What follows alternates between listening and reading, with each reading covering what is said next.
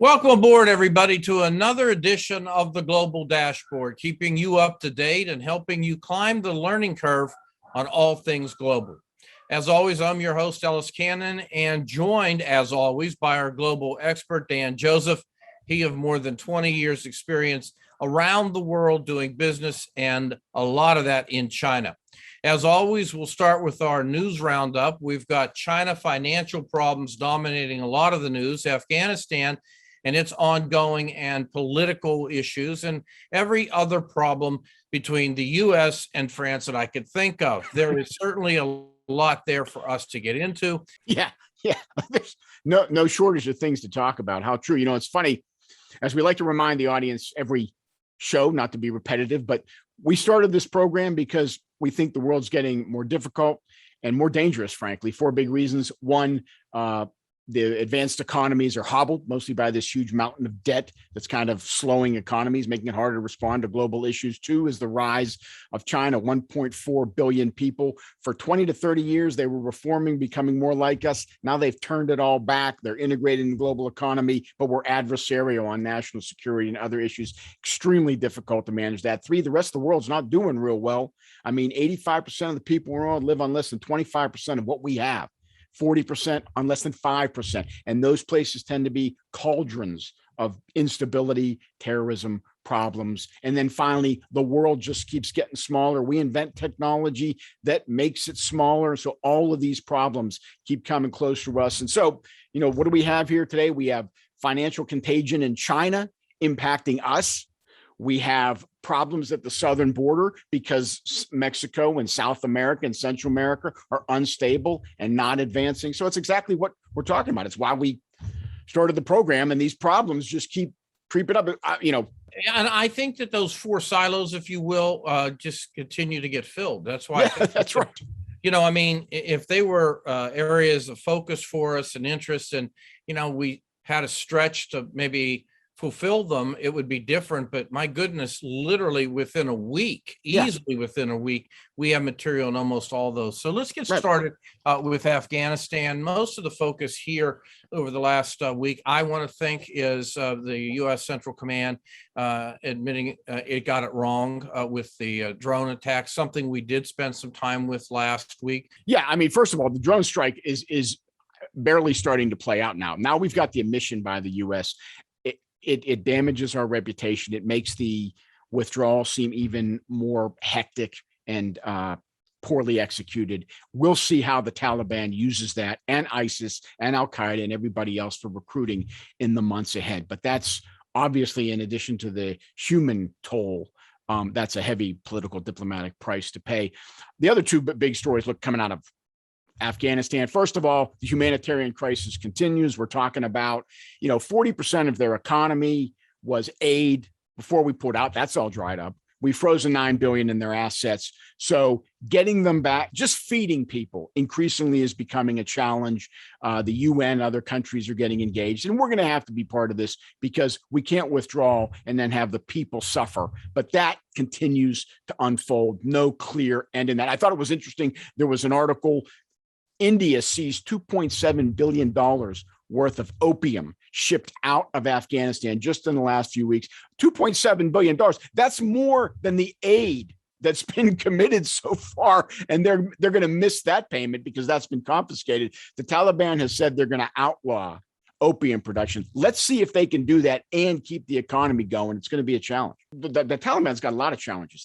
So recently, this last week, two new government appointees at senior level positions, both of them what we call military commanders. We might call them warlords, and other guys that have their own little army and affiliate themselves with the Taliban. That's how it works over there. So we might identify these people as unsavory characters. The Taliban needs to work. Not everybody falls in line.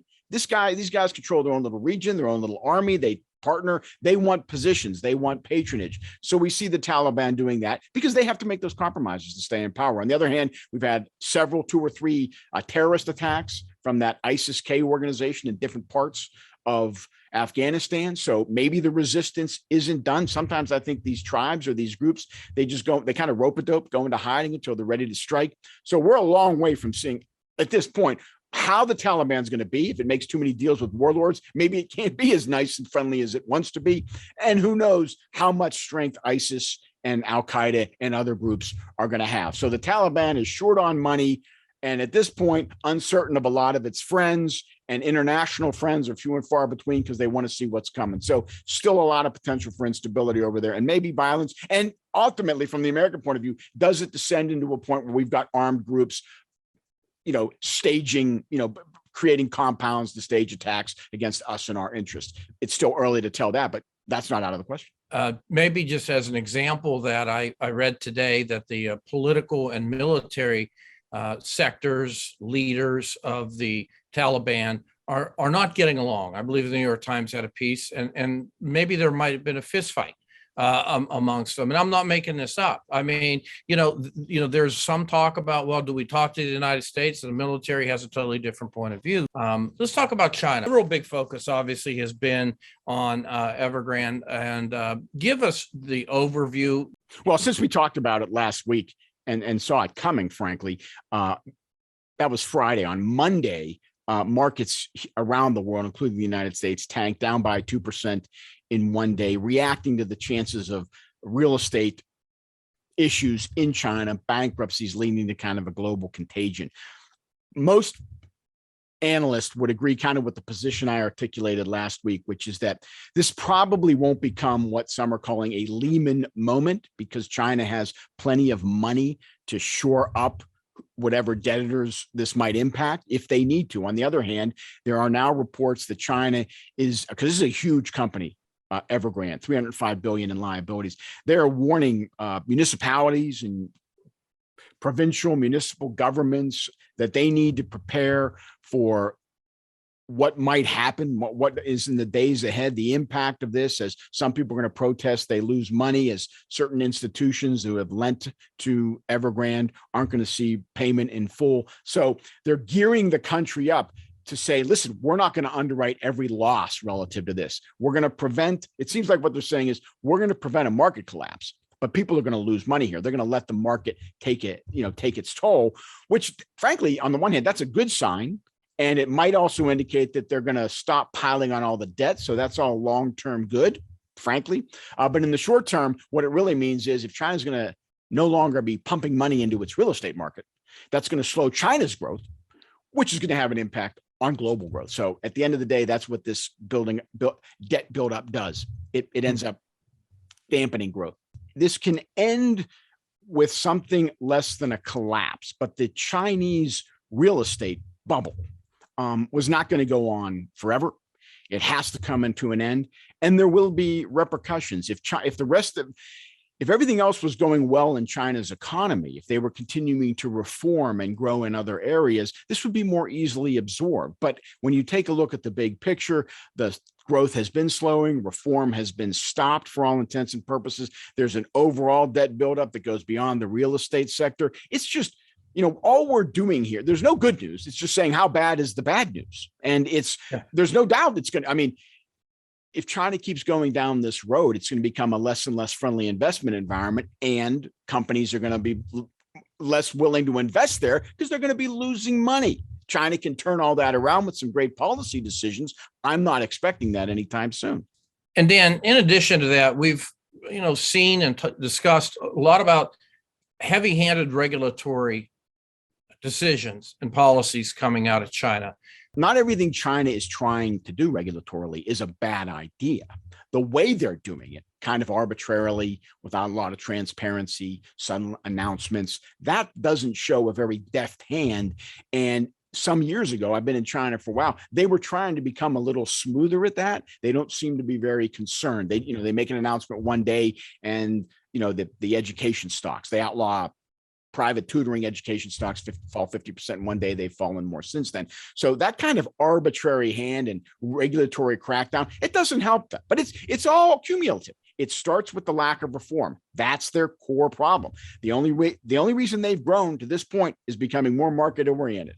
The fact that they're no longer doing that hurts them. That's the biggest problem. Then they pile on the debt, which compensates for the lack of reform, but you run out of room to do the debt. Then you start doing the regulatory reform, the regulatory thing, because you want to shake up industry. That scares people a little bit more, even though it's not that big a deal on of its own. On top of everything else, it's a big problem. And then on top of that comes the ideological problem, where now we're talking, instead about it's good to get rich and free market enterprise, it's and free market orientation. Now we're talking about common prosperity and equal prosperity for everybody, which really sends and other ideological things like targeting wealthy business people and that sort of thing for investigations. You put it all together, there's just not a lot of reason to be optimistic about China's economic future. They're not going to fall off the growth isn't going to go to zero overnight, and they can fix all of it with what they used to do. That every now and again they'd have a big announcement with a major reform in 5 or 10 industries.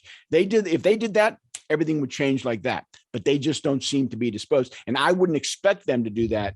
I don't expect them to do it until she is gone, but certainly not until he gets his third and unprecedented third term, which is still a year more away. I want to talk about France and Europe. Take us through the basics of France, Europe, Australia, the United States, however you want to go about that, because I've got a lot here I want to touch on.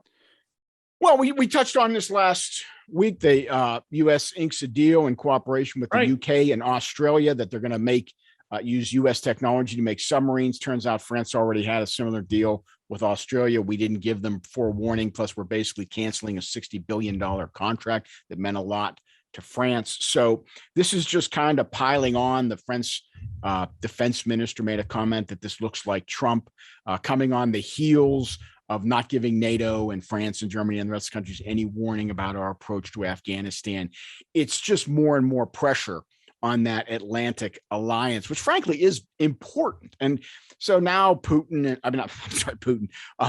Macron and Biden have had a conversation, smooth things over. By the way, they withdrew their ambassador for the first time in 200 years since the existence of this country. Not even Trump could get them to do that, and Joe Biden does. I think that's kind of interesting, since Trump was supposed to be generated so much animosity, but nobody ever withdrew their ambassador like that. Now the Russian or the French have done that, but they're sending him back next week. So on the surface, everything's been smoothed out, but deeper down, we have a potential rift and a little bit of a party. Well, we're not going to be, seems potentially, as closely aligned with Europe. I happen to think we have so much in common with them in principle and in general. We'll still remain allies. It's not going to be like some fissure, but the potential for disagreement is only increasing. The relations are frayed, to say the least. Yes, this is great, Dan. And the reason I say that, I'm just literally thinking out loud here. President Biden goes to the United Nations the other day, says, we're going to be, relentlessly diplomatic, and we're going to solve these problems in that way. If he had given that speech 6 months ago, he probably would have got a standing ovation from a lot of people. Right. And now, based on what's happened, not only more recently with this, but perhaps others, that, you're starting to see, including the withdrawal from Afghanistan and how that went down, that, now it's maybe a more muted, tentative response. U.S. immigration, it's cloudy at best, Dan. I'm not a weatherman. Yeah, I mean, just again, the more things change, the more they stay the same. We continue to have crisis brewing at the southern border. I mean, border stoppings are still at a 20-year high. We've got terrible conditions in the border towns, in the places where they accept the migrants. We're flying Haitians back to Haiti, which is, in rubble and unstable. So the Biden administration is taking flack from both sides of the aisle. So we've seen not only no improvement, but the situation at the border is actually getting worse. And here's the interesting part that I read, great article in the Journal. In the last 10 months, 300,000 people who've tried to make a border crossing, 20% of the total, have come in from countries other than Mexico. Now, in 2019, just 2 years ago, it was only 21,000. Okay. just 5% of the total. Okay. So it's changing the dynamic at the border. These new people are coming from a variety of Latin American countries, mostly Ecuador, Brazil, Cuba, Nicaragua, and Venezuela. And keep in mind, it started before COVID. So what we have instability in these areas. We have economic malaise. We have crime. All of this makes it difficult for people to sustain themselves. COVID makes it worse. So they're looking for a way out. The problem is obvious, in my opinion. We can't accept everybody that wants to come into this country. So all of this instability and this economic and even political failure around the world, as we say, it gets close to our borders. It's walking right now, trying to walk over the border. And the fact that we have not done well, not just the United States, but globally, in moving the rest of the world in our direction, making these other countries more prosperous, freer, more stable. We've been failing miserably, and we're going to pay the price for that. This immigration problem is not going away anytime soon. And it's going to be, I think, a pretty ferocious political debate in the United States, as it has been for the last, I don't know, 20 years. Let's move on to Afghanistan. You just mentioned it, and it's also an opportunity to take something out of the SIGAR report, which you've highlighted significantly in our podcast. The SIGAR report, Special Inspector General for Afghanistan Reconstruction, government organization that's produced tremendous reports on what really happened in Afghanistan. And 2 episodes ago, we talked about how our lack of strategic understanding of the context of China, cultural, societal, tribal society versus democratic society, really made it such that we were going to fail strategically no matter what the tactics were. And then last week, we talked about trying to implement democratic institutions like courts and elections in a system like that. Failed miserably. So what we were doing, in addition to overemphasis on democracy, was over-reliance on money. And $1 trillion, 85% was military, but that's $150 billion on infrastructure, rebuilding. We spent $1 billion trying to establish a court system, $9 billion on opium eradication. We just spent a ton of money. And let me just give you, as we've been doing in all of these segments, some of the quotes from SIGAR that I find to be fascinating. So give the American people, the taxpayer, an idea of what was happening with the money. Quote from SIGAR: as one senior U.S. aid official told us, the strategy was money equals success. However, the notion that the Reconstruction problem was a mere money spigot to be turned on demonstrated a fundamental misunderstanding of the U.S. government's ability to harness any torrent of resources arriving in Afghanistan. The money spent was far more than Afghanistan could absorb. Another quote real quick: by spending money faster than can be accounted for, the U.S. government ultimately achieved the opposite of what it intended. It fueled corruption, delegitimized the Afghan government, and increased insecurity. And let me expand on that point for a second. It delegitimized the Afghan government because this money would then end up in you and I love the word, the warlords, would end up in the hands of the warlords who are working against the legitimacy of the Afghan government. Probably a lot of this money ended up in the hands of the people who now call themselves Taliban. So we're spreading money around, but we're making segments of the society that are opposed to the Afghan government wealthier and more powerful. Let me give you a couple of numbers. In 2021, SIGAR audited a sample of 60 U.S. infrastructure projects in Afghanistan, and it found that 723 million, or 91% of the money spent in these projects, had gone toward assets that were unused or abandoned, were not used as intended, had deteriorated, were destroyed, or some other combination of the above. That's one study they did. Here's another one. Quote: a 2021 SIGAR report found that the United States had spent nearly $7.8 billion on capital assets in Afghanistan, including buildings, transmission lines and substations, roads and bridges, motor vehicles and aircraft. Of that total, nearly 31%, $2.4 billion, was spent on assets that were not being used as intended, remained unused, or had been abandoned or destroyed. So it's basically 2 separate studies of the same thing. And the numbers, 91% or even 31%, were just throwing money at things and having no impact. And let me just give one more specific example. In 2008, USAID awarded a contract for the design and construction of 2 hospitals. However, the annual operating and maintenance costs of the new hospitals were many times of the hospitals they were intended to replace. SIGAR found that USAID began construction on the hospital a year before they even shared the plans with the Afghan Ministry of Public Health. SIGAR also found that the Afghan government was unable to fund the maintenance for the roads that the U.S. constructed. And even if it had the funding, it lacked the technical capacity to do so. For one group of U.S. power sector projects, SIGAR found that the agencies involved failed to even estimate how much operations and maintenance would be. Unsurprisingly, the Afghan government has proven unable to sustain them. So hospitals, roads, power projects, we're building them without considering whether or not they can be sustained by the Afghan government. So we choked them with money. And in so doing, we delegitimized the government and probably facilitated the growth of the agents that we are now trying to contend with, who are opposed to our involvement. I mean, it was, again, the strategy was wrong. The the attempt to put democracy on top of that tribal society failed miserably, and thinking that infrastructure spending would somehow ingratiate us, change the country, make us friends, or put Afghanistan on a different economic level, total failure, total fantasy. We have to do better than this.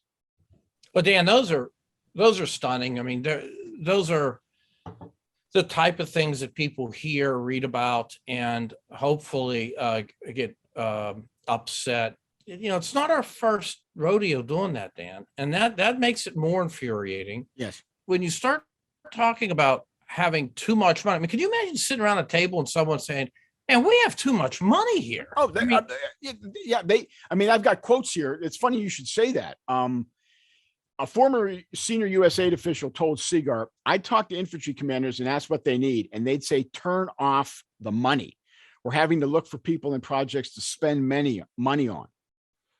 In many cases, the amount of money spent, not the success of the project, became the metric for success. Well, you literally have people on the ground saying less money, but the upstairs, they're not hearing it. Now, again, I mean, there's all types of breakdowns. If that in fact is the case. This is atrocious, Dan. Yeah, it's the light of day. And again, I just want to reference again 2 episodes ago when I made the comparison with the advice that Americans gave Russia when they were transitioning out of communism. Economic shock therapy, make a fast transition to market economics, auction off your state-owned companies in a relatively short period of time. What do we get? Oligarchs and no growth. Why? Because you can't flood a society that doesn't have the rule of law with a ton of money, because all you're going to create is pandemonium created by the opportunity for those who employ criminal means, coercion, corruption to get what they want. That's what happened in Russia under advice of American advisors to the Russians. And that's what we did again in Afghanistan, thinking, I mean, not only is that too much money for any country, like you said, but it's way too much money if you have basically a serious corruption problem where people just take advantage of government funds. And that's what happened in China. That's how, in Afghanistan, that's how we use the money to fuel the efforts of some to undermine what we're trying to do politically. It's ridiculous. I'm shaking my head, Dan. And, it just seems like, I don't know when we're going to learn or how we're going to learn or what dynamic is, cause of it, whether it's a bureaucratic breakdown. There's a lot of smart people in the military, a lot of smart people in the diplomatic corps and in the political world. But, apparently, if again, all these are true, we're talking about a breakdown and a lack of cohesion that is it's a major storyline. We'll always talk about the amount of money. We'll always talk about, the loss of life and the injuries, and we should. And the human elements always come first. But my God, it's beyond just the money being thrown in. Yeah. It's how it's totally mismanaged. Yeah. Yeah, it's crazy. And by the way, one other one, $9 billion we spent on eradication of opium growers, okay, on counter narcotics efforts. And according to SIGAR, the amount of poppies, opium produced in Afghanistan increased consistently during our 20 years there. Well, you wonder, I mean, $9 billion. What were we doing? We were paying some people. We started paying people to not plant poppies. So guess what happened? People who weren't planting poppies started planting them. So we I was pay about them. to say, you know what? When the ninth bill shows up, it's sort of like, right. All right, now how are we going to expand operations? So it's, and again, yes, there's tremendous political incompetence, but at its foundation, as a society, as a government, we need to know strategically this is not the right approach, that this approach to quote nation building is destined to fail. And the fact that so many people in our government didn't take a hard look at it that way, that's why we need to learn these lessons. It's a huge mistake and speaks, frankly, in my opinion, to how our overall foreign policy is really struggling. That's a level of incompetence that doesn't breed a lot of confidence and ultimately adds to what has been a period where we've had our share of mistakes, missteps, misjudgments, whatever you want to call them. And yes, I think it's absolutely right. All right, so Dan, I want to ask you something. We got a special segment here about mountain of debt. It involves money as well. Yes. And I want to ask you a couple of questions, if you wouldn't mind. All right. Yeah, let's go with it. All right. So the first question is, China real estate problem that we've been discussing has reminded us of the global debt issue, right? Which we hear about from time to time, but mostly is overlooked because folks have jobs, they have lives, and right. But I would expect the professionals to not overlook it. Nonetheless, we're in unprecedented territory. Yes. Can you break this down for us? The problem in China affects us because the debt problem is global in nature. And sometimes, like you said, we lose sight of that. People have jobs, but this is a good opportunity to remind people of where we are. Right now, the best numbers indicate globally, debt to GDP is about 350%. That is extremely high. It's up from 300% at the time of the financial meltdown some 10, 12 years ago. So that problem was caused by debt. And instead of solving the problem, we've added more debt. And some of the numbers are absolutely startling. I mean, Europe is at 420% of debt of GDP for debt. Japan, 550, the US about 370, China's above 300%, 330%. So these numbers are huge. Anything close to 300% is a problem. To have the world over 300%. I mean, that hasn't happened since World War II. And back then we had the option of just scaling back defense spending because we weren't at war anymore. Now we've got all of this entitlement spending and government spending. We all know, we remember 10, 12 years ago during the crisis, what was going on with Greece, Italy, Spain. Those countries are still vulnerable, and the rest of us are getting more and more vulnerable. Japan is the gold medalist, as I call it. Their debt to GDP ratio sky high, and they've really impacted their economy as a result of it. This global debt binge, which has been going on for really 20 years, remains a major problem and is not going to end well. Or soon. Yeah, or soon, right? Yeah. So let's go to question number 2. If you can't see it, out of sight, out of mind. So you can't really see debt. Right. Yet there are signs, of course, that we're living in unusual financial times, as we've been discussing the last several weeks. The first big sign was the financial meltdown more than 10 years ago. What else might people notice that reflects in a tangible way the global financial system? Yeah, so just a couple of things. Interest rates have never been this low for a long period of time. And as long as anyone can remember, the US Fed funds rate, that's the rate that the Fed charges banks to borrow, averaged 6% roughly from 1955 to 2000. In the last 20 years, it's been 1.4%. It's below 1% right now. We have negative interest rates in a whole bunch of European countries, which basically means, this is a dysfunctional capital market when you have to pay. You're supposed to make money when you loan it to somebody. You have to pay a bank to take your money. That's what's happening in Europe. So this is extremely dysfunctional. And by the way, just to give you a tangible idea of what that means, when you look at retirement savings, if you take the amount you need to save to retire well, if expected interest rates are no longer what they used to be, 3, 4, 5%, but now they're less than 1%, you basically quadruple the amount of money. I mean, we have such a huge deficit in our retirement savings right now. It's the ultimate indicator that we're kicking the can down the road. One other thing is asset bubbles. That's what they have in China right now with this huge real estate bubble and all the leverage associated. Well, our real estate markets are now back. Us and the rest of the developed world, yet alone the developing world, are back at ratios, income to rent, income to buying ratios that are higher than they were during the financial crisis, before the financial crisis. So we've reinflated real estate markets, and a really good indicator sometimes of what we call bubble-like conditions, the price earnings ratio, how much you pay for a stock versus how much earnings per share exist. In the United States, the average PE from the 1950s to the 1990s was basically 15.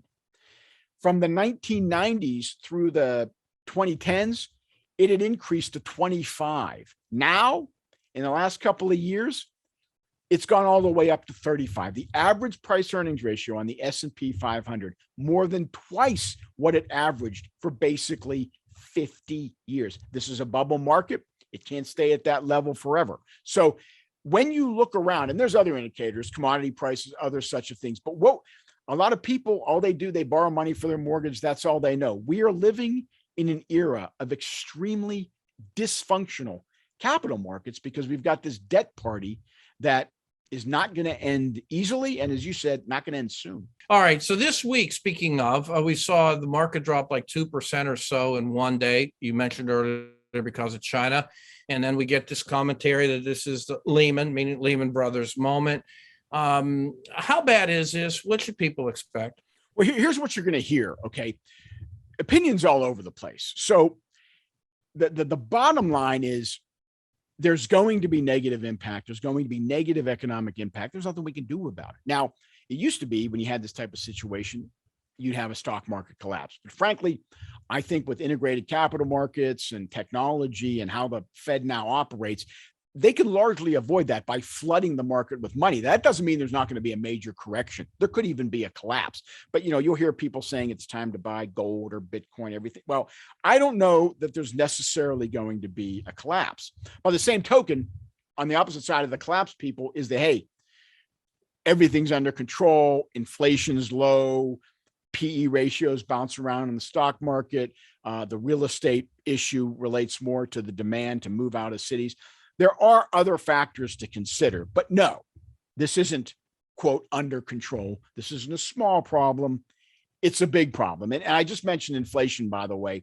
There's a lot of debate over inflation these days. Even the U.S. government the official inflation statistics are saying we've gone from 2% to 5%. So there is an inflation concern. There's no doubt about that. But we might never get the double-digit inflation that we got way back in the 70s, because maybe now, instead of money flowing into goods, in other words, your tennis shoes and your iPhones might not increase by 10 to 20% a year, but the asset bubble, they absorb all the funds. And in the end, it still has a huge negative impact, as I said, because you have to save more for retirement. And before, at the end of the day, what it really does is slows growth. So and people who are saving money are going to ultimately see probably a correction in their portfolio. So just because we don't have inflation doesn't mean the whole thing's under control. At the end of the day, there's going to be a huge impact.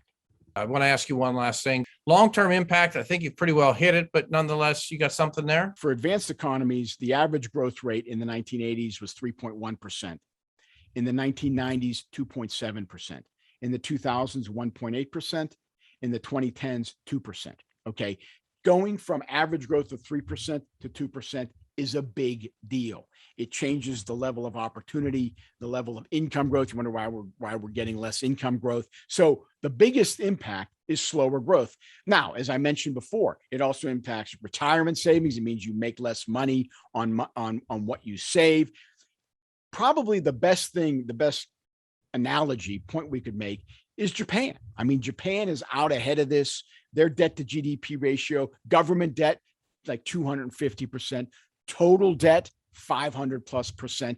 And basically, Japan has stopped growing. They're falling further and further behind in terms of per capita GDP growth, which means their people are going to live less prosperous lives. In the meantime, inflation hasn't been huge in Japan, no. And there have been, not a series of major stock market collapses. They had one in the 90s, and they suffered with the financial crisis of 2008, the same. But their stock market hasn't been falling all over the place consistently. In fact, right now it's pretty high. But at the end of the day, what is the impact that the Japanese can't change? They're not growing. And debt as a percent of their government budget, interest payments, are going to continually expand. So that's what we have in store for us. And it's not going to be pretty. And I think it's going to not only shake up the country economically as it is, but it'll have political ramifications as we argue more and more about what to do about the economy. And frankly, we have fewer and fewer options. It's a big deal. Well, Dan, I tell you what, we covered a lot of ground. I know before we said that before the show that there was a lot happening, and we opened with that observation. And certainly want to make sure people know about the dashboard online, globaldashboard.com. And you can follow that as well on Twitter, the Global Dashboard, right, Dan? Yes, the globaldashboard.com. Yeah, right. And you can find our podcast on Apple, Spotify, and Google. And you can also go to our website and listen to it or watch it. So please do. All right, my friend. Thank you. Boy, I hope things lighten up just a little. Yeah. Right. We'll be in touch, I'm sure. See you next week, everybody. All right. You too, Dan. Talk to you soon. Bye-bye.